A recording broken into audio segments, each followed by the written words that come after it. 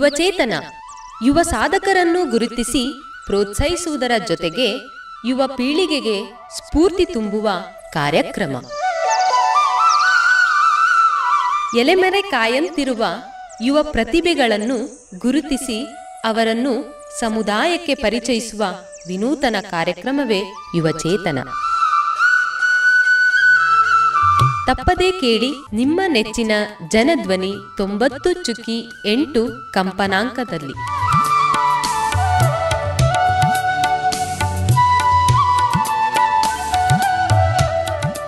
ಪ್ರೀತಿಯ ಕೇಳುಗರಿಗೆಲ್ಲ ನಮಸ್ಕಾರ. ನೀವು ಕೇಳ್ತಾ ಇದ್ದೀರಾ ಜನಧ್ವನಿ ರೇಡಿಯೋ. ಇದು 90.8 ಕಂಪನಾಂಕದಲ್ಲಿ ಸರಗೂರಿನಿಂದ ಪ್ರಸಾರವಾಗುತ್ತಿರುವ ಮೈಸೂರಿನ ಮೊಟ್ಟಮೊದಲ ಸಮುದಾಯ ರೇಡಿಯೋ. ನಾನು ನಿಮ್ಮ ರೇಡಿಯೋ ಗೆಳೆಯ ಶ್ರೀಕಾಂತ್ ಸರಗೂರು. ಎಂದಿನಂತೆ ಯುವ ಪ್ರತಿಭೆಗಳನ್ನು ಗುರುತಿಸಿ ಪ್ರೋತ್ಸಾಹಿಸುವುದರ ಜೊತೆಗೆ ಯುವ ಪೀಳಿಗೆಗೆ ಸ್ಫೂರ್ತಿ ತುಂಬುವ ಯುವಚೇತನ ಕಾರ್ಯಕ್ರಮಕ್ಕೆ ಪ್ರೀತಿಪೂರ್ವಕ ಸ್ವಾಗತವನ್ನು ಕೋರುತ್ತಿದ್ದೇನೆ. ಪ್ರಿಯ ಕೇಳುಗರೆ, ಈ ದಿನದ ನಮ್ಮ ಯುವಚೇತನ ಕಾರ್ಯಕ್ರಮದಲ್ಲಿ ಭಾಗವಹಿಸುತ್ತಿರುವ ಯುವ ಪ್ರತಿಭೆಯ ಕುರಿತು ಹೇಳೋದಾದರೆ, ಇವರು ಪ್ರಸ್ತುತ ಒಬ್ಬ ವಿದ್ಯಾರ್ಥಿನಿ, ನಿರೂಪಕಿ, ನರ್ತಕಿ ಹಾಗೂ ಸಾಮಾಜಿಕ ಕಳಕಳಿಯುಳ್ಳ ಯುವ ಸಾಮಾಜಿಕ ಕಾರ್ಯಕರ್ತೆ. ಬಾಲ್ಯದಿಂದಲೂ ಸಾಮಾಜಿಕ ಕೆಲಸಗಳಲ್ಲಿ ತೊಡಗಿಸಿಕೊಳ್ಳಬೇಕೆಂಬ ಆಸೆಯಂತೆ ಓದಿನ ಜೊತೆಗೆ ವಿವಿಧ ರೀತಿಯ ಸಾಮಾಜಿಕ ಕೆಲಸಗಳಾದ ವಿಶೇಷಚೇತನ ಮಕ್ಕಳ ಶಾಲೆಗೆ ಹೋಗಿ ಅವರಿಗೆ ಶಿಕ್ಷಣ, ಸಾಂಸ್ಕೃತಿಕ ಚಟುವಟಿಕೆಗಳನ್ನು ಕಲಿಸುತ್ತಾ ಅನಾಥಾಶ್ರಮಗಳಿಗೆ ಹೋಗಿ ಅವರಿಗೆ ಬೇಕಾದ ನೆರವನ್ನು ಒದಗಿಸಿಕೊಡುವಂಥ ಸಮಾಜಮುಖಿ ಕೆಲಸಗಳನ್ನು ಓದಿನೊಂದಿಗೆ ಮಾಡುತ್ತಾ ಕರ್ನಾಟಕ ಯುವರತ್ನ ಪ್ರಶಸ್ತಿಗೂ ಭಾಜನರಾಗಿರುವ ಮೂಲತಃ ಮೈಸೂರಿನ ಯುವ ಸಮಾಜ ಸೇವಕಿಯಾದ ಕುಮಾರಿ ಅಕ್ಷತಾರವರು ಈ ದಿನದ ಯುವಚೇತನ ಕಾರ್ಯಕ್ರಮದಲ್ಲಿ ನಮ್ಮ ಜೊತೆ ಇದ್ದಾರೆ. ಹಾಗಾದರೆ ಬನ್ನಿ, ಅವರನ್ನ ಕಾರ್ಯಕ್ರಮಕ್ಕೆ ಸ್ವಾಗತಿಸಿ ಅವರ ಈ ಸಮಾಜಮುಖಿ ಕೆಲಸಗಳು ಹಾಗೂ ಶಿಕ್ಷಣದ ಕುರಿತು ಮತ್ತಷ್ಟು ಮಾಹಿತಿಯನ್ನು ತಿಳಿದು ಬರೋಣ. ಅಕ್ಷತಾರೇ, ತಮ್ಮ ಕಾರ್ಯಕ್ರಮಕ್ಕೆ ಆತ್ಮೀಯವಾದ ಸ್ವಾಗತವನ್ನು ಕೋರ್ತಾ ಇದ್ದೀನಿ. ಧನ್ಯವಾದಗಳು ಸರ್, ನಮಸ್ಕಾರ. ಮೊದಲಿಗೆ ತಮಗೂ ಕೂಡ ಅಭಿನಂದನೆಗಳು. ತಾವು ಈ ಸಾಲಿನಲ್ಲಿ ಕರ್ನಾಟಕ ಯುವರತ್ನ ಪ್ರಶಸ್ತಿಗೆ ಭಾಜನರಾಗಿರುವಂಥದ್ದಾಗಿರ್ಬೋದು, ಈ ತಮ್ಮ ಚಿಕ್ಕ ವಯಸ್ಸಿನಲ್ಲಿ ಶಿಕ್ಷಣದ ಜೊತೆಗೆ ಈ ರೀತಿಯ ಸಮಾಜಮುಖಿ ಕೆಲಸಗಳಲ್ಲಿ ತೊಡಗಿಸ್ಕೊಳ್ತಾ ತಮ್ಮದೇ ಆದ ಒಂದು ಅಳಿಲು ಸೇವೆಯನ್ನು ಸಮಾಜಕ್ಕೆ ಮಾಡ್ತಾ ಬರ್ತಿರೋದು, ನಮ್ಮ ಕಾರ್ಯಕ್ರಮದಲ್ಲಿ ತಾವು ಭಾಗವಹಿಸ್ತಿರೋದು, ಒಂದಿಷ್ಟು ಯುವ ಪೀಳಿಗೆಗೆ ಸ್ಫೂರ್ತಿಯನ್ನು ತುಂಬಲಿಕ್ಕೆ ಬಂದಿರುವಂಥದ್ದು ತುಂಬ ಖುಷಿಯ ವಿಚಾರ ಅನ್ನೋದನ್ನು ಹೇಳಲಿಕ್ಕೆ ಇಷ್ಟಪಡ್ತೀನಿ. ಧನ್ಯವಾದಗಳು ಸರ್. ಮೊದಲಿಗೆ ತಮ್ಗೆ ಹೇಗೆ ಅನಿಸ್ತಿದೆ ಈ ರೀತಿಯ ಸಮಾಜಮುಖಿ ಕೆಲಸಗಳಲ್ಲಿ ತೊಡಗಿಸ್ಕೊಳ್ತಾರಂತೂ? ಇದರ ಖುಷಿಯನ್ನು ನಮ್ಮ ಜೊತೆ ಹಂಚ್ಕೊಳ್ಳಿ. ಎಲ್ಲರಿಗೂ ನಮಸ್ಕಾರ. ನನಗೆ ತುಂಬ ಸಂತೋಷ ಆಗ್ತಿದೆ ಸರ್. ನನಗನ್ಸುತ್ತೆ ಇದೇ ನನ್ನ ಜೀವನದ ಗುರಿ ಅಂತ ಅಂದ್ಬಿಟ್ಟು. ಚಿಕ್ಕವಳಿದ್ದಾಗಿಂದನೂ ನನಗೆ ಎಲ್ಲೋ ಒಂದು ಕಡೆ ಸಮಾಜದ ಸೇವೆ ಮಾಡೋದು ಇದೆಲ್ಲ ಇತ್ತು. ಬಟ್ ಇವಾಗ ನನಗನ್ಸುತ್ತೆ ಇದೇ ನನ್ನ ಜೀವನದ ಗುರಿ, this is my purpose in life ಅಂತ ಅಂದ್ಬಿಟ್ಟು. ನನಗೆ ತುಂಬ ಸಂತೋಷ ಇದೆ. ಮಕ್ಕಳ ಜೊತೆ ಒಡನಾಟ ಆಗಿರ್ಬೋದು ಅಥವಾ ಹಿರಿಯರ ಜೊತೆ ಒಡನಾಟ, ಪ್ರತಿಯೊಬ್ಬೊಬ್ಬರಿಂದನೂ ನಾವು ತುಂಬ ವಿಷಯಗಳನ್ನ ತಿಳ್ಕೊತೀವಿ, ಸಂತೋಷ ಹಂಚ್ಕೋತೀವಿ. ತುಂಬ ತುಂಬ ಖುಷಿಯಾಗಿದ್ದೀನಿ ಅಂತ ನಾನು ಹೇಳ್ಬೋದು. ಈಗ ನಾವು ಪ್ರಸ್ತುತವಾಗಿ ಯಾವುದೇ ಹಂತದಲ್ಲಿದ್ದೀವಿ, ಯಾವುದೇ ಒಂದು ಕ್ಷೇತ್ರದಲ್ಲಿ ತೊಡಗಿಸ್ಕೊಳ್ತಾ ಇದ್ದೀವಿ ಅಂತ ಹೊರಟಂಥ ಸಂದರ್ಭದಲ್ಲಿ ಅದಕ್ಕೆ ಒಂದು ಮೂಲ ಬೇರು, ಒಂದು ಕಾರಣ ಅಂತ ನೋಡಿದಂಥ ಸಂದರ್ಭದಲ್ಲಿ ನಮ್ಮ ಬಾಲ್ಯ ಆಗಿರ್ಬೋದು, ಶಾಲಾ ಜೀವನ ಆಗಿರ್ಬೋದು, ಅದು ಪ್ರಮುಖ ಕಾರಣ ಆಗಿರುತ್ತೆ. ತಮ್ಮ ಬಾಲ್ಯ ಹಾಗೂ ಶಾಲಾ ಜೀವನದ ಅನುಭವ ಹೇಗಿತ್ತು? ನಾನು ಚಿಕ್ಕವಳಿಂದನೂ ಚೆನ್ನಾಗೇ ಓದ್ತಾ ಇದ್ದೆ. ಅಪ್ಪ ಅಮ್ಮ ಯಾವುದಕ್ಕೂ ಕೊರತೆ ಮಾಡಿರಲಿಲ್ಲ. ಎಲ್ಲ ಥರನೂ ಚೆನ್ನಾಗಿ ಒಳ್ಳೆ ಶಿಕ್ಷಣ ಆಗಿರಬಹುದು, ಒಳ್ಳೆಯ ಸಂಸ್ಕೃತಿ ಎಲ್ಲನೂ ಹೇಳ್ಕೊಡ್ತಿದ್ರು. ಬಟ್ ನಾನು 10th ಸ್ಟ್ಯಾಂಡರ್ಡ್ ಮುಗಿದ್ಮೇಲೆ ನನಗೆ ರಿಯಲೈಸ್ ಆಗಿದ್ದು ಮಾರ್ಕ್ಸೇ ಎಲ್ಲ ಅಲ್ಲ, ಮಾರ್ಕ್ಸ್ಗೂ ಮೀರಿದ್ದು ಏನೋ ಒಂದು ಜೀವನ ಇದೆ ಅಂತ ಅಂದ್ಬಿಟ್ಟು. ನಾನು ಫಸ್ಟ್ PUC ಓದ್ತಾ ಇದ್ದೆ. ನಾನು ಸೈನ್ಸ್ ಸ್ಟ್ರೀಮಲ್ಲಿದ್ದೆ, PCMB. ಆವಾಗ ಮೈಗ್ರೆಂಟ್ ಪೀಪಲ್ಸ್ ಅಂತ ಹೇಳ್ತೀವಿ. ಸೊ ಅವರು ಆಂಧ್ರ ಪ್ರದೇಶದಿಂದ ಬಂದಿದ್ರು. ಅಲ್ಲಿ ಟೆಂಟ್ ಹಾಕೊಂಡು ತುಂಬ ಪುಟ್ಟು ಗುಡಿಸಲು ಟೆಂಟ್ ಹಾಕೊಂಡು ಇರ್ತಿದ್ರು. ಅವ್ರಿಗೆಲ್ಲ ನೀರು ಕುಡಿಯೋದಕ್ಕೆ ಕರೆಕ್ಟಾಗಿ ನೀರು ಸಿಗ್ತಾ ಇರಲಿಲ್ಲ, ಅಥವಾ ಆಹಾರ ತಿನ್ನೋದಕ್ಕೆ ಕರೆಕ್ಟ್ ಆದಂಥ ಆಹಾರ ಸಿಗ್ತಾ ಇರಲಿಲ್ಲ. ಅವ್ರು ತುಂಬ ಕಷ್ಟಪಡ್ತಿದ್ರು. ಮಕ್ಕಳಿಗೆ ಒಂದು ಕರೆಕ್ಟಾಗಿ ಎಜುಕೇಷನ್ ಸಿಗ್ತಾ ಇರಲಿಲ್ಲ. ಸೊ ಎಲ್ಲೋ ಒಂದು ಕಡೆ ಅದನ್ನೆಲ್ಲ ನೋಡಿದಾಗ ತುಂಬ ನೋವಾಗ್ತಿತ್ತು. ದೇ ಡೋಂಟ್ ಡಿಸರ್ವ್ ಇಟ್ ಅಂತ ಅಂದ್ಬಿಟ್ಟು. ಸೊ ಹಾಗಾಗಿ ಏನು ಮಾಡ್ಬೋದು ಅಂತ ಯೋಚನೆ ಮಾಡಿ ನಾನು ಚೈಲ್ಡ್ ಲೈನ್ ನಂಬರ್ಗೆ ಕಾಲ್ ಮಾಡಿದ್ದೆ ಆವಾಗ. ಬಟ್ ಅವರು ಕೂಡ ಏನು ಮಾಡೋಕ್ಕಾಗಿಲ್ಲ, ಯಾಕಂದ್ರೆ ಅವರು ಮೈಗ್ರೆಂಟ್ ಪೀಪಲ್ಸ್ 3 months ಇರ್ತಾರೆ. ವಲಸೆ ಬಂದು 3 ತಿಂಗಳಿರ್ತಾರೆ, ಮತ್ತೆ ಅವರು ಬೇರೆ ಪ್ಲೇಸ್ಗೆ ಹೋಗ್ತಾರೆ. ಸೊ ಹಾಗಾಗಿ ಅವ್ರಿಗೆ ಶಿಕ್ಷಣ ಕೊಡೋದಕ್ಕೆ ಆಗಲ್ಲ ಅಂತ ಹೇಳ್ಬಿಟ್ರು. ಅವಾಗ ಗೌರ್ಮೆಂಟ್ ಆಗಿರ್ಬೋದು ಅಥವಾ ಏನೋ ಸಿಸ್ಟಮ್ನ ನಾವು ಬ್ಲೇಮ್ ಮಾಡೋದಕ್ಕಿಂತ ನಾನು ಏನಾದರೂ ಮಾಡ್ಬೋದಲ್ಲ ಅಂತ ಅಂದ್ಬಿಟ್ಟು ನನ್ನ ಕಾಲೇಜನ್ನು ಮುಗಿಸ್ಕೊಂಡು ಆನ್ ದ ವೇ ಅಲ್ಲಿ ಹೋಗ್ಬಿಟ್ಟು ನಾನು ವೈಟ್ ಬೋರ್ಡ್ ಮತ್ತು ಮಾರ್ಕರ್ ಎಲ್ಲ ತೊಗೊಂಡೋಗಿ ಮಕ್ಕಳಿಗೆ ಶಿಕ್ಷಣ ಕೊಡ್ತಾ ಇದ್ದೆ. ನನಗೇನು ಗೊತ್ತು ಸ್ವಲ್ಪ ಅದನ್ನೇ ಅವ್ರಿಗೆ ಹೇಳ್ಕೊಡ್ತಿದ್ದೆ. ಮೆನ್ಸ್ಟ್ರಲ್ ಹೈಜೀನ್ ಆಗಿರ್ಬೋದು, ವೇಸ್ಟ್ ಮ್ಯಾನೇಜ್ಮೆಂಟ್ ಆಗಿರ್ಬೋದು, ಈ ಥರ. ಆವಾಗ ನನಗೆ ರಿಯಲೈಸ್ ಆಗಿದ್ದು this is my purpose in life, ಇದರಲ್ಲೇ ನಾನು ಮುಂದೆ ನನ್ನ ಜೀವನನ ನಡೆಸಬೇಕು ಅಂತ ಅಂದ್ಬಿಟ್ಟು. ಸೊ ಹಾಗಾಗಿ ಹಾಗೆ ಸಾಕ್ತಾ ಇದೆ ಜೀವನ. ಹಾಗಿದ್ರೆ ಪ್ರಸ್ತುತ ಯಾವ ಶಿಕ್ಷಣವನ್ನು ಪಡಿತಾ ಇದ್ದೀರಾ? ತಮ್ಮ ಕುಟುಂಬದಲ್ಲಿ ಯಾರ್ಯಾರೆಲ್ಲ ಇದ್ದಾರೆ, ಅವರ ಪರಿಚಯವನ್ನು ಮಾಡಿಕೊಡಿ. ನನ್ನ ಕುಟುಂಬದಲ್ಲಿ ಅಪ್ಪ, ಅಮ್ಮ, ನನ್ನ ತಮ್ಮ ಮತ್ತು ನನ್ನ ಅಜ್ಜಿ ಇದ್ದಾರೆ. ಸೊ ನನ್ನ ಫ್ಯಾಮಿಲಿ ನನಗೆ ತುಂಬ ಸಪೋರ್ಟ್ ಮಾಡ್ತಾರೆ. ನಾನು ಸೈನ್ಸಿಂದ ನೆಕ್ಸ್ಟ್ ನಾನು ಸೋಷಿಯಲ್ ವರ್ಕ್ ತಗೋಬೇಕಂತ ಹೇಳಿದಾಗ ತುಂಬ ಜನ ಹೇಳಿದ್ರು, ಸೈನ್ಸಲ್ಲಿ 95% ಬಂದಿದೆ, ನಿನ್ಗೆ ಯಾಕೆ ಬೇಕು ಬೇರೆಯವ್ರ ವಿಷಯ, ನಿನ್ನ ಜೀವನ ನೀನು ನೋಡ್ಕೋ, MBBS ಮಾಡು ಅಥವಾ ಇಂಜಿನಿಯರ್ ಆಗು, ಲ್ಯಾಕ್ಸ್ ಟುಗೆದರ್ ಸ್ಯಾಲ್ರಿ ಬರುತ್ತೆ ಅಂತೆಲ್ಲ. ಬಟ್ ನನಗೆ ಏನು ಇಷ್ಟ ನಾನು ಅದನ್ನೇ ಮಾಡಬೇಕಿತ್ತು. ಆ್ಯಂಡ್ ನನಗೆ ಸ್ಯಾಲ್ರಿಗಿಂತ ನನಗೆ ಮುಖ್ಯವಾಗಿದ್ದು ನನ್ನ ಒಂದು ಮನಸ್ಸಿಗೆ ಸಂತೃಪ್ತಿ ಸಿಗಬೇಕು, ಮತ್ತು ನನ್ನಿಂದ ಏನೋ ಒಂದು ಪುಟ್ಟ ಅಳಿಲು ಸೇವೆ ಆಗಬೇಕು ಅನ್ನೋದು ಆಗಿತ್ತು. ಸೊ ಹಾಗಾಗಿ ನಾನು ಸಮಾಜ ಕಾರ್ಯ ಅಧ್ಯಯನ ಮಾಡ್ತಿದ್ದೀನಿ ಇವಾಗ, BSW bachelor of social work ಅಂತ ಮೈಸೂರು ವಿಶ್ವವಿದ್ಯಾನಿಲಯದಲ್ಲಿ. ಇವಾಗ ನಾನು 3ನೇ ಇಯರಲ್ಲಿದ್ದೀನಿ. ಈಗ ತಾವು ಈ ರೀತಿ ಸಮಾಜಮುಖಿ ಕೆಲಸಗಳಲ್ಲಿ ತೊಡಗಿಸ್ಕೊಳ್ಳಿಕ್ಕೆ, ಸಮಾಜಕ್ಕೆ ತಮ್ಮದೇ ಆದ ಒಂದು ಕೊಡುಗೆಯನ್ನು ನೀಡಲಿಕ್ಕೆ ಯಾವುದಾದ್ರೂ ವ್ಯಕ್ತಿ ಅಥವಾ ಯಾವ್ದಾದ್ರು ಘಟನೆ ಏನಾದರೂ ಪ್ರೇರಣೆ ಆಯಿತಾ? ಇವಾಗ ನಾನು ಹೇಳಿದ್ನಲ್ಲ ಸರ್, ವಲಸೆ ಮಕ್ಕಳನ್ನೆಲ್ಲ ನಾನು ನೋಡಿದಾಗ ಆ ಒಂದು ಇನ್ಸಿಡೆಂಟ್ ನನಗೆ ತುಂಬ ಇಂಪ್ಯಾಕ್ಟ್ ಮಾಡಿತು. ಆ್ಯಂಡ್ ಚಿಕ್ಕವಳಿದ್ದಾಗಿಂದನೂ ನನ್ನ ಅಪ್ಪ ಅಮ್ಮ ಅವರು ತುಂಬ ಕೈಂಡ್ ಇದ್ದರು. ಅವರಿಗೆ ಇರುತ್ತೋ ಇರಲ್ವೋ, ಬಟ್ ಅವ್ರ ಸುತ್ತಮುತ್ತ ಎಲ್ಲರೂ ಚೆನ್ನಾಗಿರಬೇಕು ಅಂತ ಅವ್ರು ಯೋಚನೆ ಮಾಡ್ತಿದ್ರು. ಸೊ ಎಲ್ಲೋ ಒಂದು ಕಡೆ ಅದು ನನಗೆ ತುಂಬ ಇಂಪ್ಯಾಕ್ಟ್ ಮಾಡ್ತು. ಸೊ ಹಾಗಾಗಿ ಹೀಗೆ ಸಮಾಜ ಕಾರ್ಯದಲ್ಲೇ ತೊಡಗಿಸ್ಕೊಂಡಿರೋದಕ್ಕೆ ನಂಗೆ ತುಂಬ ಸಂತೋಷ ಇದೆ. ಆರಂಭದ ದಿನಗಳಲ್ಲಿ ಈ ರೀತಿಯ ಸಮಾಜಮುಖಿ ಕೆಲಸಗಳಲ್ಲಿ ತೊಡಗಿಸ್ಕೊಳ್ಳೋದಕ್ಕೆ ಮತ್ತು ಓದಿನ ಜೊತೆ ಇದನ್ನೆಲ್ಲ ನಿರ್ವಹಣೆ ಮಾಡೋದು ಕಷ್ಟ ಅನಿಸ್ತಾ? ನನಗೆ ಕಷ್ಟ ಅಂತ ಅಂದರೆ ನನಗೆ ಪರ್ಸ್ನಲಿ ಕಷ್ಟ ಅಲ್ಲ, ಬಟ್ ಸೊಸೈಟಿ ನಮ್ಮನ್ನು ಬ್ಲೇಮ್ ಮಾಡ್ತಾರಲ್ವ, ಅದು ತುಂಬ ಹರ್ಟ್ ಆಗ್ತಿತ್ತು ಇನಿಷಿಯಲಿ. ಬಿಕಾಸ್ ನಾನು ತುಂಬ ಸೆನ್ಸಿಟಿವ್ ಇದೆ. ಜನಗಳೆಲ್ಲ ಹೇಗೆ ಅಂತಂದರೆ ನಿಂಗೆ ಯಾಕೆ ವಿಷಯ ಎಲ್ಲ ಬೇಕು ಅಂತ ಕೆಲವರು ಮಾತಾಡ್ತಿದ್ರು, ಕೆಲವರು ಅವ್ರು ಯಾವ ಜಾತಿ ಇರ್ತಾರೋ ಏನೋ ನಿಮ್ಗೆ ಯಾಕೆ ಅಂತ. ಬಟ್ ನಾನು ಏನು ನಂಬ್ತೀನಿ ಅಂದರೆ, ಯಾರಾದರೂ ನನಗೆ ಯಾವ ಜಾತಿ ಅಂತ ಕೇಳಿದ್ರೆ ನಾನು ಮನುಷ್ಯ ಜಾತಿ ಅಂತ ಹೇಳ್ತೀನಿ ಹೊರತು I don't belong to any caste. ಅಥವಾ ಈ ಕಾಸ್ಟ್ ಆಗಿರ್ಬೋದು, ರಿಲಿಜಿಯನ್ ಆಗಿರ್ಬೋದು, ಅಥವಾ ಜೆಂಡರ್ ಆಗಿರ್ಬೋದು, ಯಾವ ರೀತಿನೂ on the basis of wealth ಯಾವ ರೀತಿನೂ ಈ ಥರ ಎಲ್ಲ ಡಿಸ್ಕ್ರಿಮಿನೇಷನ್ ಇರಬಾರ್ದು ಸರ್. ನನ್ನ ಪ್ರಕಾರ ನಾವೆಲ್ಲ ಮನುಷ್ಯರು, ಎಲ್ಲರೂ ಕೂಡ ಒಂದು ಸಹಬಾಳ್ವೆಯಿಂದ ಬಾಳ್ಬೇಕು ಅನ್ನೋದೇ ನನ್ನ ಉದ್ದೇಶ. ಸೊ ಹಾಗಾಗಿ ಈ ಥರದ್ದೆಲ್ಲ ಸೊಸೈಟಿಯಲ್ ಇಶ್ಯೂಸ್ ಇತ್ತು. ತುಂಬ ಜನ ಲೈಕ್ ನಾನು ಇದನ್ನು ಫೇಮ್ಗೆ ಮಾಡ್ತಿದ್ದೀನಿ ಅಂತಲೂ ಕೆಲವರು ಹೇಳಿದ್ದು ಉಂಟು. ಬಟ್ ಆವಾಗ ತುಂಬ ಹರ್ಟ್ ಆಗ್ತಿತ್ತು. ಬಟ್ ಹೋಗ್ತಾ ಹೋಗ್ತಾ ನನಗೆ ರಿಯಲೈಸ್ ಆಗಿದ್ದು, ಯಾರಿಗೇನು ಹೇಳಿದ್ರು ನನ್ನ ಉದ್ದೇಶ ನನಗೆ ಗೊತ್ತಿದೆ ಅಲ್ವಾ. ನಾನು ಜನನ ಮೆಚ್ಚಿಸ್ಬೇಕು ಅಂತ ಇದನ್ನು ಮಾಡ್ತಿಲ್ಲ. ನನ್ನಿಂದ ಏನೋ ಒಂದು ಪುಟ್ಟ ಕೆಲಸ ಆದ್ರೂ ಕೂಡ ಆ ಮಕ್ಕಳಿನ ಸಂತೋಷ ಇದೆಯಲ್ಲ, ಆ ಮಕ್ಕಳ ಖುಷಿ ಮುಂದೆ ನನಗೆ ಇನ್ನೇನೂ ಇಲ್ಲ ಸರ್. ಅಥವಾ ಯಾವ ಅವಾರ್ಡು ಕೂಡ ನನಗೆ ಏನೂ ಸಂತೋಷ ಕೊಡೋದಿಲ್ಲ. ಈಗ ತಮ್ಮದು ಇನ್ನೂ ಚಿಕ್ಕ ವಯಸ್ಸು, ಶಿಕ್ಷಣವನ್ನು ಪಡೆಯುವಂಥ ವಯಸ್ಸು, ಉನ್ನತ ಶಿಕ್ಷಣವನ್ನು ಮಾಡಬೇಕು, ಇದೆಲ್ಲ ಕೆಲಸಗಳೆಲ್ಲ ಯಾಕೆ ಅಂತ ಏನಾದರೂ ಕುಟುಂಬದವ್ರು ಏನಾದರೂ ಹೇಳಿದ್ರಾ, ಅಥವಾ ನೀವು ಮಾಡ್ತಿರೋದು ಒಳ್ಳೆ ಕಾರ್ಯ ಅಂತ ಏನಾದರೂ ಸಹಕಾರ ಕೊಟ್ಟಿದ್ರಾ? ನನ್ನ ಫ್ಯಾಮಿಲಿ ಅಂತೂ ಸ್ಟಾರ್ಟಿಂಗಿಂದನೂ ನನಗೆ ಸಪೋರ್ಟಿವ್ ಆಗಿದ್ರು. ನನ್ನ ಮಕ್ಕಳಿಗೆ ಟೀಚ್ ಮಾಡೋಕ್ಕೆ ಹೋದಾಗ ನಮ್ಮಮ್ಮ ಅಡುಗೆ ಮಾಡಿಕೊಡ್ತಿದ್ರು, ನಮ್ಮ ಪಪ್ಪ ಅದನ್ನು ಪ್ಯಾಕ್ ಮಾಡಿ ನಾನು ಮತ್ತು ನನ್ನ ತಮ್ಮ ಒಟ್ಟಿಗೆ ಹೋಗಿ ಅವ್ರ ಜೊತೆ ಎಲ್ಲ ಇಂಟ್ರ್ಯಾಕ್ಟ್ ಮಾಡಿ ಅವ್ರಿಗೆಲ್ಲ ಡಿಸ್ಟ್ರಿಬ್ಯೂಟ್ ಮಾಡ್ತಿದ್ವಿ ಫುಡ್. ಸೊ ಸಿನ್ಸ್ ದೆನ್ ಆ ಸ್ಟಾರ್ಟಿಂಗಿಂದನೂ ಕೂಡ ನನ್ನ ಜೊತೆ ನನ್ನ ಥ್ರೂ ಔಟ್ ಜರ್ನಿಯಲ್ಲಿ ಅವರಿದ್ದಾರೆ. ಸೊ ನಾನು ತುಂಬ ಬ್ಲೆಸ್ಡ್ ಅಂತಲೇ ಹೇಳ್ಬೋದು. ನನ್ನ ಪೇರೆಂಟ್ಸ್ ನನಗೆ ತುಂಬ ಸಪೋರ್ಟಿವ್ ಮಾಡಿದ್ದಾರೆ. ತಾವು ಹಾಗೇನೆ ವಿಶೇಷಚೇತನ ಮಕ್ಕಳ ಶಾಲೆಗಳಿಗೆ ಹೋಗಿದ್ದಂಥ ಸಂದರ್ಭದಲ್ಲಿ ಆಗಿರ್ಬೋದು, ಅಲ್ಲಿ ಅವರಿಗೆ ಒಂದು ಶಿಕ್ಷಣವನ್ನು ಕಲಿಸೋದು, ಒಂದಷ್ಟು ಚಟುವಟಿಕೆಗಳನ್ನು ಮಾಡಿಸುವಂಥ ಕೆಲಸಗಳನ್ನು ಮಾಡ್ತಾ ಬರ್ತಾ ಇದ್ದಾರೆ. ಇದ್ರ ಕುರಿತು ತಮ್ಮ ಅನುಭವನ ಹಂಚ್ಕೊಳ್ಳಿ. ವಿಶೇಷ ಚೇತನ ಮಕ್ಕಳ ಜೊತೆ ಇದ್ದಿದ್ದಂತೂ ನನ್ನ ಬೆಸ್ಟ್ ಪಾರ್ಟ್ ಆಫ್ ಲೈಫ್ ಅಂತ ಹೇಳ್ಬೋದು. ಅವರೆಲ್ಲ ದೇವ್ರ ಮಕ್ಕಳು ಅಂತಲೇ ಹೇಳ್ಬೋದು. ಅವರೆಲ್ಲ ಎಷ್ಟು ಇನ್ನೋಸೆಂಟ್ ಇರ್ತಾರೆ. ಆ ಮುಗ್ಧತೆ, ಆ ಮಗುವಿನ ಮನಸ್ಸು, ಅವ್ರ ಜೊತೆ ಎಷ್ಟು ಸಂತೋಷ ಆಗುತ್ತೆ ಗೊತ್ತಾ ಸರ್. ಅವ್ರ ಜೊತೆ ಒಡನಾಟ ಮಾಡಬೇಕಾದ್ರೆ ತುಂಬ ಅವ್ರಿಗೆ ಪ್ರಪಂಚದ ಜ್ಞಾನ ಇಲ್ಲದೆ ಇರಬಹುದು, ಬಟ್ ಅವ್ರ ಮನಸ್ಸು ಎಷ್ಟು ಪ್ಯೂರ್ ಇರುತ್ತೆ ಅಂತಂದರೆ, ನಾವು ಅವ್ರಿಗೆ ಏನೂ ಕೊಟ್ಟಿಲ್ಲ ಅಂದರೂ ಜಸ್ಟ್ ಒಂದು ಪ್ರೀತಿಯಿಂದ ಮಾತಾಡ್ಸಿದ್ರೆ ಅವರು ತುಂಬ ಖುಷಿ ಪಡ್ತಾರೆ. ಸೊ ನಾನು ಎಲ್ಲ ಜನಗಳಿಗೆ ಕೇಳ್ಕೊಳ್ಳೋದು ಇಷ್ಟನೇ, ಅವ್ರು ಯಾರೋ ಬೇರೆಯವರು ಅಥವಾ ಅವ್ರಿಗೆ ಸಿಂಪತಿ ಕೂಡ ನೀವು ತೋರಿಸ್ಬೇಡಿ. ಅಯ್ಯೋ ಪಾಪ ಅಂತ ಅನ್ನೋದು ಕೂಡ ಬೇಡ. ಅವರು ಕೂಡ ನಮ್ಮ ಥರನೇ ಅಂತ ಅಂದ್ಕೊಂಡು ಅವ್ರನ್ನ ನೀವು ಅಕ್ಸೆಪ್ಟ್ ಮಾಡ್ಕೊಳ್ಳಿ. ಅವ್ರನ್ನ ಇನ್ಸ್ಟೆಡ್ ಆಫ್ ಟೆಲ್ಲಿಂಗ್ ದೆಮ್ ಅಯ್ಯೋ ಪಾಪ ಅಂತ ಅವ್ರನ್ನ ಎಲ್ಲೋ ಒಂದು ಕಡೆ ಮೂಲೆ ಗುಂಪು ಮಾಡ್ದೇನೆ ನೀವು ಅವ್ರನ್ನ ಅಕ್ಸೆಪ್ಟ್ ಮಾಡಿಕೊಂಡು ಅವ್ರ ಜೊತೆ ನೀವು ಕೂಡ ಚೆನ್ನಾಗಿ ಮಾತಾಡಿ ಅವ್ರನ್ನ ಅಕ್ಸೆಪ್ಟ್ ಮಾಡ್ಕೊಳ್ಳಿ. That is very important. ಯಾವ್ಯಾವ ರೀತಿಯ ಚಟುವಟಿಕೆಗಳನ್ನ ಮಾಡಿಸ್ತಾ ಇದ್ರಿ ಆ ಮಕ್ಕಳ ಕೈಲಿ? ಮಕ್ಕಳು ಚೆನ್ನಾಗಿ ಹಾಡು ಹೇಳ್ತಾರೆ, ಎಷ್ಟು ಚಂದ ಹಾಡು ಹೇಳ್ತಾರೆ ಗೊತ್ತಾ ಸರ್. ಹಾಡು ಹೇಳೋದು, ಮಕ್ಕಳಿಗೆ ಡ್ಯಾನ್ಸ್ ಮಾಡಿಸಿದ್ದೀವಿ, ಮತ್ತು ಮಕ್ಕಳು ಡ್ರಾಯಿಂಗ್ಸ್ ಮಾಡ್ತಾರೆ. ಅವ್ರಿಗೆ ಈವನ್ ಕೆಲವು ಮಕ್ಕಳಿಗೆ ಆಟಿಸಮ್ ಅಂತ ಹೇಳ್ತೀವಿ. ಸೊ ಆ ಮಕ್ಕಳಿಗೆ ಒಂದೊಂದ್ಸರಿ ಪೆನ್ ಹಿಡ್ಕೊಳ್ಳೋಕ್ಕೂ ಕೂಡ ಬ್ಯಾಲೆನ್ಸ್ ಸಿಗೋದಿಲ್ಲ.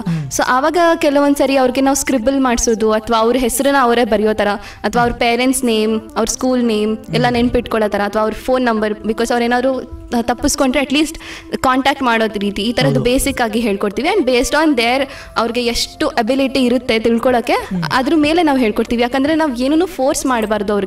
ಅವ್ರನ್ನ ನಾವು ಅರ್ಥ ಮಾಡಿಕೊಂಡು ಅವ್ರಿಗೆ ಏನು ಬೇಕು ಅಂತ ತಿಳ್ಕೊಂಡು ಅದ್ರ ಮೇಲೆ ನಾವು ಅವ್ರಿಗೆ ಹೇಳ್ಕೊಡ್ಬೇಕು.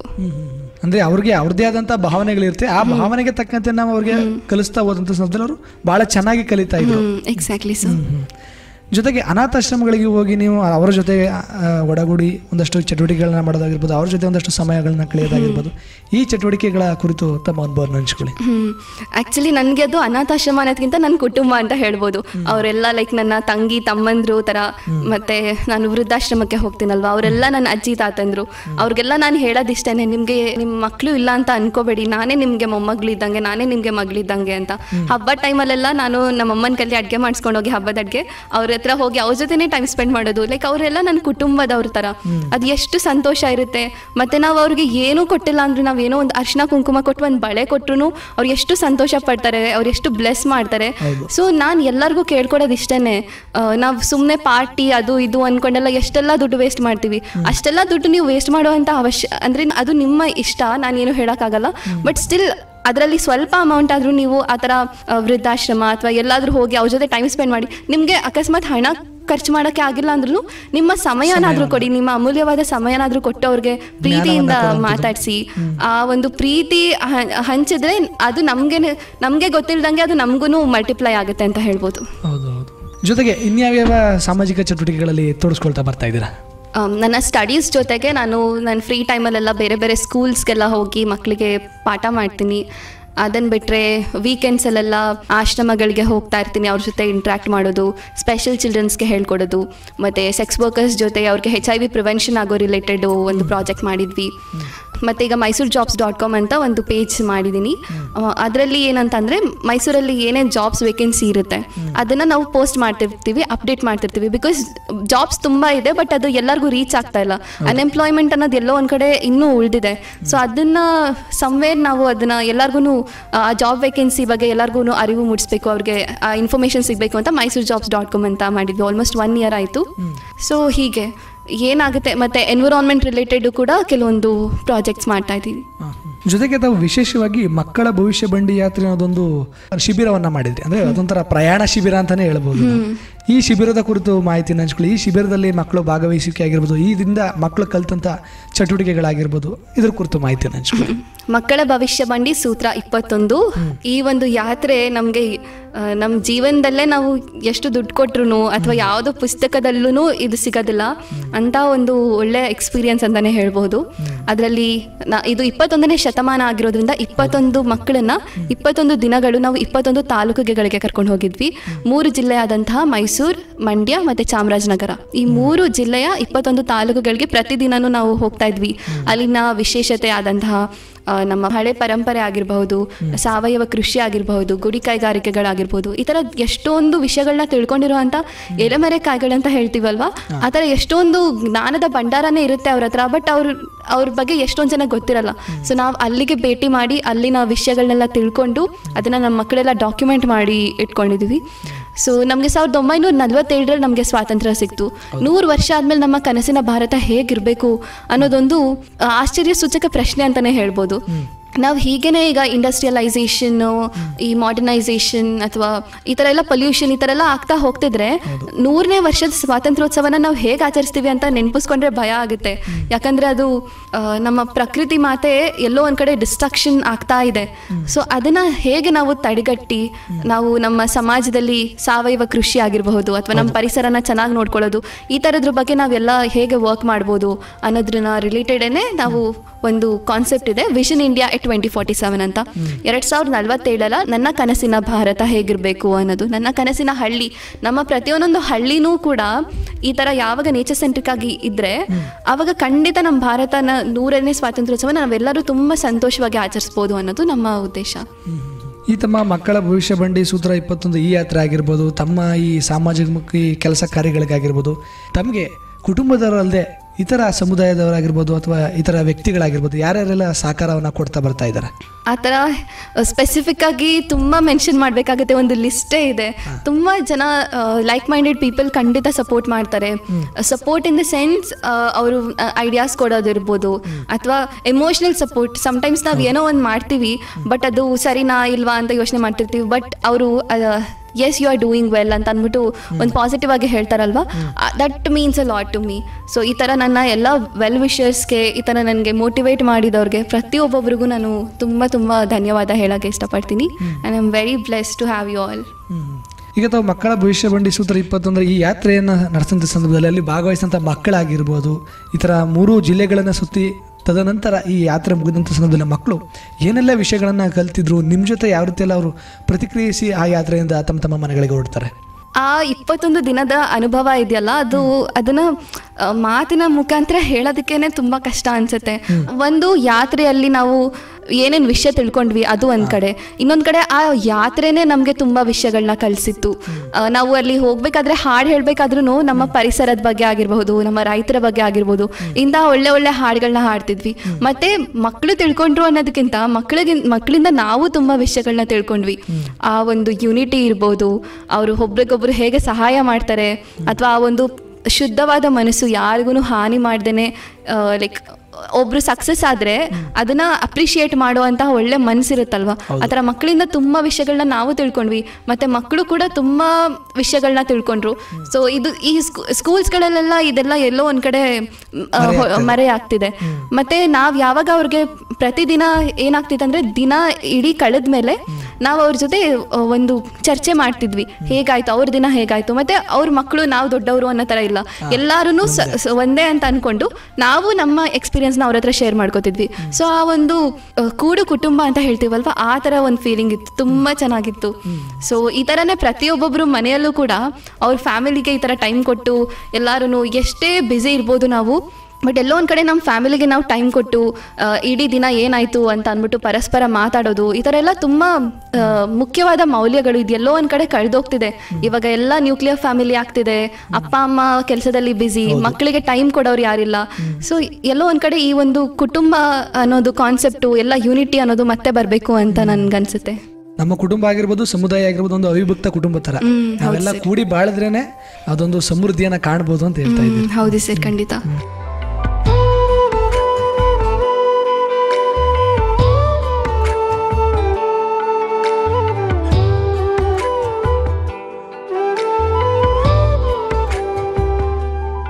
ಅದೇ ರೀತಿ ತಮ್ಮ ಈ ಸಮಾಜಮುಖಿ ಕೆಲಸ ಕಾರ್ಯಗಳನ್ನು ಗುರುತಿಸಿ ತಮಗೆ ಕಳೆದ ಕೆಲವು ತಿಂಗಳ ಹಿಂದೆ ಕರ್ನಾಟಕ ಯುವರತ್ನ ಪ್ರಶಸ್ತಿಯನ್ನು ನೀಡಿ ತಮಗೆ ಗೌರವಿಸಲಾಯಿತು. ಈ ಪ್ರಶಸ್ತಿಗೆ ತಮ್ಮನ್ನು ಆಯ್ಕೆ ಮಾಡ್ಕೊಂಡಂಥ ವಿಧಾನ ಆಗಿರ್ಬೋದು, ಪ್ರಶಸ್ತಿ ಪ್ರದಾನ ಮಾಡಿದಂಥ ಕಾರ್ಯಕ್ರಮದ ಅನುಭವ ಆಗಿರ್ಬೋದು, ಇದ್ರ ಕುರಿತು ಒಟ್ಟಾರೆ ಅನುಭವವನ್ನು ಹಂಚ್ಕೊಳ್ಳಿ. ನನಗೆ Karnataka Yuvarathna award Karnataka press club ಕಡೆಯಿಂದ ಬಂದಿತ್ತು. ನನಗೆ ತುಂಬ ಖುಷಿ ಆಯಿತು. ಬಟ್ ನನಗೆ ಏನಂತಂದರೆ, ನನ್ನ ಲೈಫಲ್ಲಿ ಏನೋ ಒಂದು ಸಕ್ಸಸ್ ಬಂತು ಅಂದ ತಕ್ಷಣ ಮೇಲಕ್ಕೆ ಹೋಗಬಾರ್ದು, ಏನೋ ಒಂದು ಫೇಲ್ಯೂರ್ ಆಯಿತು ಅಂದ ತಕ್ಷಣ ಕುಗ್ಗಬಾರ್ದು. ಏನೇ ಇದ್ರೂ ಕೂಡ ಆ ಒಂದು ಸಮಸ್ಥಿತಿಯಲ್ಲಿ ಇರಬೇಕು, ಮತ್ತು ನಮ್ಮ ಗುರಿ ಮೇಲೆ ನಾವು ಫೋಕಸ್ ಮಾಡಿಕೊಂಡು ಜೀವನನ ಸಾಗಿಸ್ತಿರ್ಬೇಕು. ಇದನ್ನು ನಾನು ಯಾವಾಗಲೂ ನಂಬಿರ್ತೀನಿ. ಸೊ ಹಾಗಾಗಿ ನನಗೆ ಯಾರೇ ಬ್ಲೇಮ್ ಮಾಡಿದ್ರು, ಅಥವಾ ನಿನ್ಗೆ ಇದಾಗೋದಿಲ್ಲ, ನಿನ್ಗೆ ಯಾಕೆ ಬೇಕು ಬೇರೆಯವ್ರ ವಿಷಯ ಅಂತಾರೆಲ್ಲ ಹಂಗಿಸ್ದಾಗ್ಲೂ ನಾನು ಕುಗ್ಗೋಗಿರಲಿಲ್ಲ, ನಾನು ಮುಂದೆ ಹೋಗ್ತಾ ಇದ್ದೆ. ಅದೇ ರೀತಿ ನನಗೆ ಯಾವಾಗ ಈ ಅವಾರ್ಡ್ ಬಂತು ಆವಾಗಲೂ ನಾನು ಮೇಲೆ ಹೋಗ್ನಿಲ್ಲ, ಹಿಗ್ನಿಲ್ಲ. ಖುಷಿ ಇದೆ ಖಂಡಿತ. ಬಿಕಾಸ್ ಆ ಸ್ಟಾರ್ಟಿಂಗಲ್ಲಿ ನನ್ನ ಪೇರೆಂಟ್ಸ್ಗೆಲ್ಲ ಹೇಳ್ತಿದ್ರು, ನೀವು ಯಾಕೆ ನಿಮ್ಮ ಮಗಳು ಹೇಳ್ದಂಗೆ ಕೇಳ್ತಿದ್ದೀರಾ, ಅವಳು ಹೇಳ್ದಂಗೆ ನೀವು ಯಾಕೆ ಕುಣಿತಿದ್ದೀರಾ, ನೀವು ಅವಳ MBBS ಮಾಡಿಸಿ ಅಥವಾ ಇಂಜಿನಿಯರಿಂಗ್ ಮಾಡಿಸಿ, ಅಥವಾ ಬೇರೆ ಬೇರೆ ಜನಾಂಗದವ್ರ ಹತ್ರ ಎಲ್ಲ ಹೋಗಿ ಇಂಟ್ರಾಕ್ಷನ್ ಮಾಡೋದು, ಅದೆಲ್ಲ ಯಾಕೆ ಮಾಡ್ತೀರಾ, ಒಂದು ಹುಡುಗಿಯಾಗಿ ಅವಳು ಯಾಕೆ. ಮತ್ತು ನಾನು ಟ್ರೈಬಲ್ ಪ್ಲೇಸಸ್ಗೆಲ್ಲ ಹೋಗ್ತಿದ್ದೆ. ಸೊ ಅವಾಗ ಬೆಳಗ್ಗೆ ಹೋದರೆ ಬರೋದು ರಾತ್ರಿ ಆಗ್ತಿತ್ತು. ಸೊ ಅಷ್ಟೊತ್ತಲ್ಲೆಲ್ಲ ಯಾಕೆ ಕಳಿಸೋದು, ಆ ಥರ ಎಲ್ಲ ನೇಬರ್ಸ್ ಆಗಿರ್ಬೋದು, ರಿಲೇಟಿವ್ಸ್ ಕೆಲವ್ರು ಮಾತಾಡ್ತಿದ್ರು.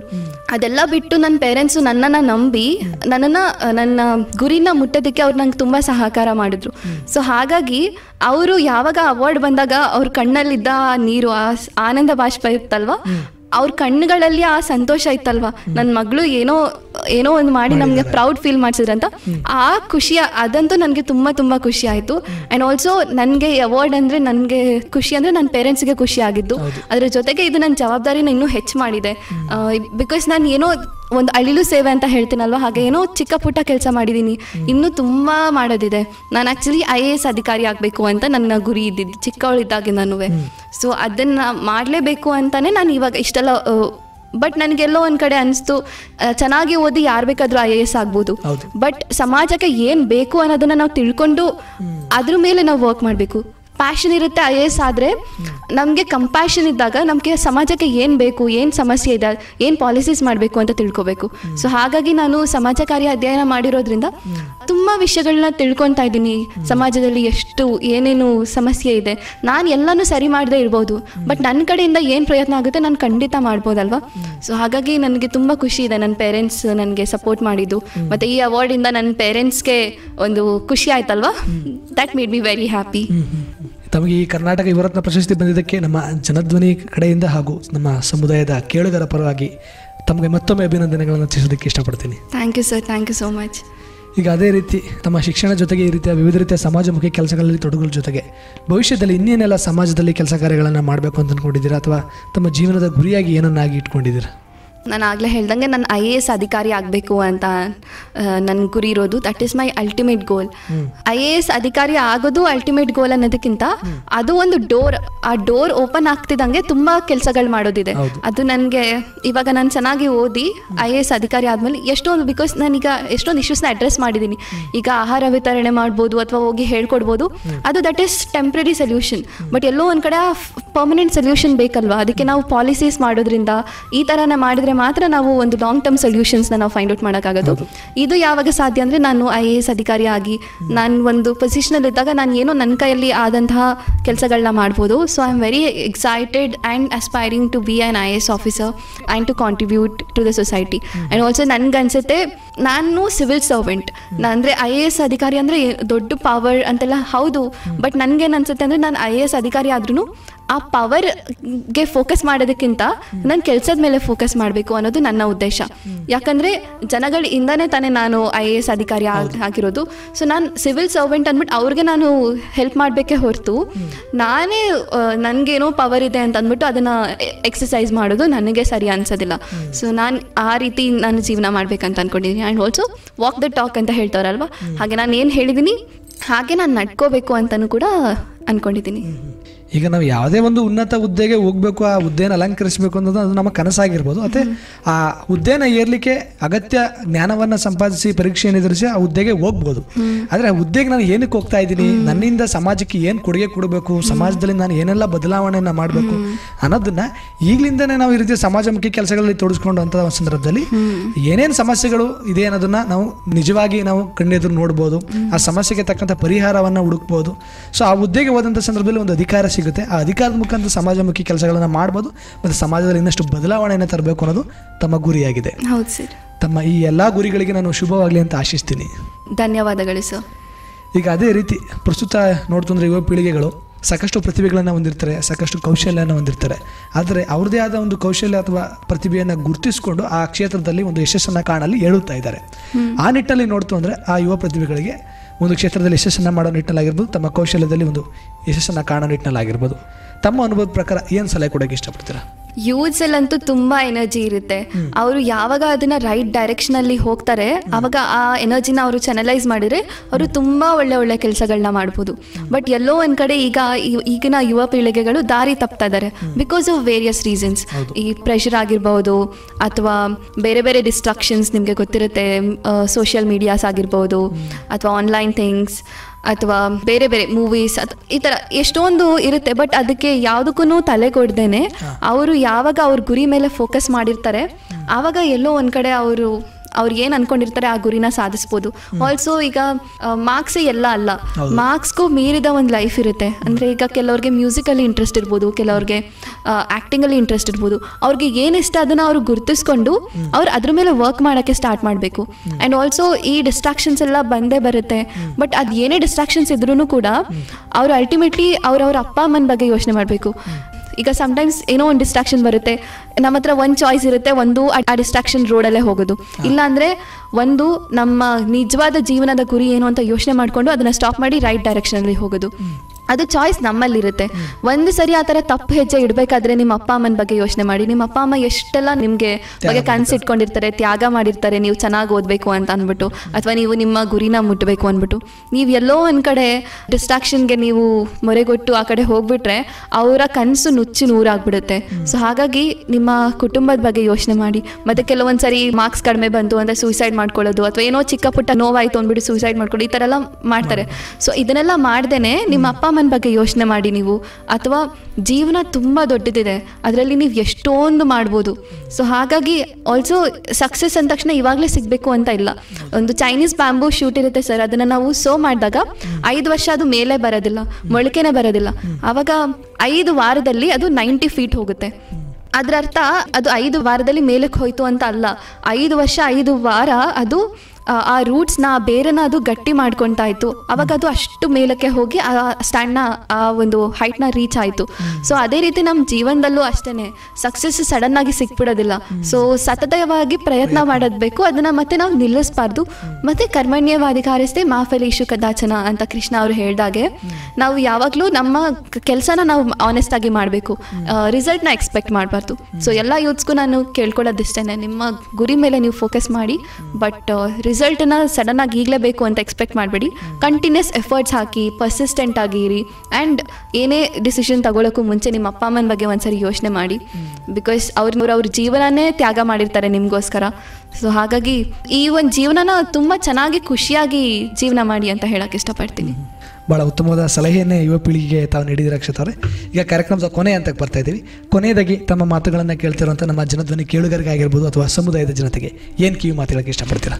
ನಾನು ಕೊನೆಯದಾಗಿ ಒಂದು ಸ್ಟೋರಿ ಹೇಳೋಕ್ಕೆ ಇಷ್ಟಪಡ್ತೀನಿ. ಒಬ್ಬರು ಮನುಷ್ಯರು ನಡ್ಕೊಂಡು ಹೋಗ್ತಾ ಇರ್ತಾರೆ. ಅವ್ರು ಅನ್ಕೊತಾರೆ, ಅಯ್ಯೋ ನಾನು ನಡ್ಕೊಂಡು ಹೋಗ್ತಿದ್ದೀನಲ್ಲ, ನನ್ನ ಹತ್ರ ಒಂದು ಸೈಕಲ್ ಇದ್ದಿದ್ರೆ ಚೆನ್ನಾಗಿತ್ತಲ್ಲ ಅಂತ. ಆ ಸೈಕಲಲ್ಲಿ ಹೋಗ್ತಿರ್ತಾರಲ್ಲ, ಅವ್ರು ಅನ್ಕೊತಾರೆ, ಅಯ್ಯೋ ನಾನು ಸೈಕಲಲ್ಲಿ ಹೋಗ್ತಿದ್ದೀನಲ್ಲ, ನಾನು ಬೈಕ್ ಇದ್ದಿದ್ರೆ ಚೆನ್ನಾಗಿತ್ತಲ್ಲ ಅಂತ. ಆ ಬೈಕಲ್ಲಿ ಹೋಗ್ತಿರೋರು ಅನ್ಕೊತಾರೆ, ಅಯ್ಯೋ ಬೈಕಲ್ಲಿ ಹೋಗ್ತಿದ್ದೀನಲ್ಲ, ಕಾರ್ ಇದ್ದಿದ್ರೆ ಚೆನ್ನಾಗಿರ್ತಿಲ್ವಲ್ಲ ಅಂತ. ಕಾರಲ್ಲಿ ಹೋಗ್ತಿರೋರು, ನಾನು ಏರೋಪ್ಲೇನಲ್ಲಿ ಹೋಗಿದ್ರೆ ಚೆನ್ನಾಗಿರ್ತಿತ್ತಲ್ಲ ಅಂತ. ಹೀಗೆ ನಮ್ಮ ಮನುಷ್ಯರಿಗೆ ಆ ಒಂದು ಆಸೆ ಅನ್ನೋದಕ್ಕೆ ಕೊನೆನೇ ಇಲ್ಲ. ನಾವು ನಮ್ಮ ಜೀವನ ಪೂರ್ತಿ ಏನೋ ಒಂದನ್ನು ಚೇಸ್ ಮಾಡ್ತಿರ್ತೀವಿ. ಎಲ್ಲರೂ ಒಂದು ರ್ಯಾಟ್ ರೇಸಲ್ಲಿ ಇದ್ದೀವಿ, ಓಡ್ತಾ ಇದ್ದೀವಿ. ಬಟ್ ನಾವು ಎಲ್ಲರೂ ಒಂದ್ಸರಿ ಹಿಂದೆ ತಿರುಗಿ ನೋಡಿದ್ರೆ, ನಾವು ಯಾಕೆ ಇದನ್ನೆಲ್ಲ ಮಾಡಿದ್ವಿ ಅಂತ ಒಂದ್ಸರಿ ನಮಗೆ ಪ್ರಶ್ನೆ ಮಾಡ್ಕೊಂಡ್ರೆ, somewhere we feel that why did we do all this. ಅಂದರೆ ಸುಮ್ಮನೆ, ಅಂದರೆ ಲೈಕ್ ನನ್ನ ಫ್ಯಾಮಿಲಿಗೆ ನಾನು ಜಾಸ್ತಿ ಟೈಮ್ ಕೊಟ್ಟಿಲ್ಲ, ನನಗೂ ನಾನು ಜಾಸ್ತಿ ಟೈಮ್ ಕೊಟ್ಟಿಲ್ಲ, ಸುಮ್ಮನೆ ಕೆಲಸ. Of course we have to do it, but ಅದೇ ರೀತಿ ಮೈಂಡ್ಫುಲ್ ಆಗಿ ನಮ್ಮ ಫ್ಯಾಮಿಲಿಗೆ ನಾವು ಟೈಮ್ ಕೊಡಬೇಕು. ನಮಗೆ ಅಂತ ನಾವು ಸ್ವಲ್ಪ ಟೈಮ್ ಕೊಟ್ಟು ಮೆಡಿಟೇಷನ್ ಮಾಡೋದಾಗಿರ್ಬೋದು, ಅಥವಾ ನಮ್ಮ ಒಳ್ಳೆ ಹೆಲ್ದಿ ಹ್ಯಾಬಿಟ್ಸ್ನ ಇನ್ಕಲ್ಕೇಟ್ ಮಾಡ್ಕೊಳ್ಳೋದು. ಮತ್ತು ಫ್ಯಾಮಿಲಿ ಜೊತೆ ಒಳ್ಳೆ ಟೈಮ್ ಕೊಡಿ, ಅವ್ರ ಜೊತೆ ಟೈಮ್ ಸ್ಪೆಂಡ್ ಮಾಡಿ, ಎಷ್ಟೇ ಬ್ಯುಸಿ ಇದ್ರೂ ಅವ್ರ ಜೊತೆ. ಸೊ ಹಾಗಾಗಿ ನಾವೆಲ್ಲೋ ಒಂದು ಕಡೆ ನಮ್ಮನ್ನು ನಾವೇ ಮರಿತಾ ಇದ್ದೀವಿ. ಆಸೆಗಳಿಗೆ ಮಿತಿ ಇರೋದಿಲ್ಲ.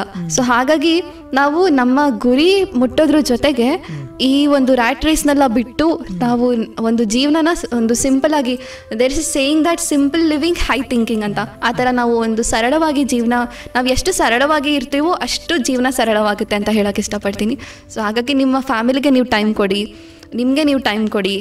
ಈ ರ್ಯಾಟ್ ರೇಸ್ಗೆ ಹೋಗಿ ನಿಮ್ಮ ಟೈಮ್ನ ಇದು ಮಾಡ್ಕೊಳ್ಳೋದಕ್ಕಿಂತ ಸ್ಪ್ರೆಡ್ ಲವ್. ಆ್ಯಂಡ್ ಆಲ್ಸೋ ಈ ಜೀವನ ಮತ್ತೆ ಸಿಗೋದಿಲ್ಲ ನಮಗೆ, ಈ ಜೀವನ ಒಂದೇ ಸರಿ ಸಿಗೋದು. ಸೊ ಅದರಲ್ಲಿ ನಮ್ಮ ಸುತ್ತಮುತ್ತ ಇರೋರಿಗೂ ಕೂಡ ನಾವು ಪ್ರೀತಿನ ಹಂಚಬೇಕು. ಬೇರೆಯವ್ರಿಗೆ ಪ್ರೀತಿ ಹಂಚಿದಾಗ ನಮಗೆ ಗೊತ್ತಿಲ್ದಂಗೆ ನಮಗೂ ತುಂಬ ಸಂತೋಷ ಆಗುತ್ತೆ.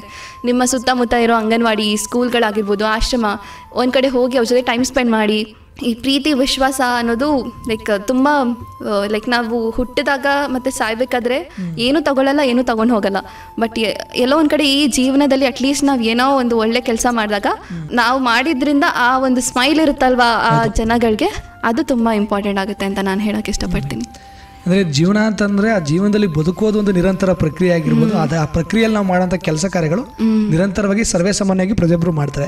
ಆದರೆ ನಾವು ಮಾಡೋಂಥ ಕೆಲಸ ಮತ್ತೊಬ್ಬರಿಗೆ ಒಂದಷ್ಟು ಅನುಕೂಲ ಆಗ್ತಿದೆ, ಒಂದಷ್ಟು ಸಹಾಯ ಆಗ್ತಿದೆ ಅಂದರೆ ಆ ಬದುಕಿಗೆ ಒಂದು ಅರ್ಥ ಬರುತ್ತೆ ಅಂತ ಹೇಳ್ತಾ ಇದ್ದೀರಾ. ಖಂಡಿತ ಸರ್. ಭಾಳ ಸಂತೋಷ ಅಕ್ಷತಾ ಅವರೇ. ಸಾಕಷ್ಟು ವಿಚಾರಗಳನ್ನು ನಮ್ಮ ಕಾರ್ಯಕ್ರಮದಲ್ಲಿ ತಾವು ಭಾಗವಹಿಸ್ತಾ ಹಂಚ್ಕೊಳ್ತಾ ಬಂದ್ರಿ.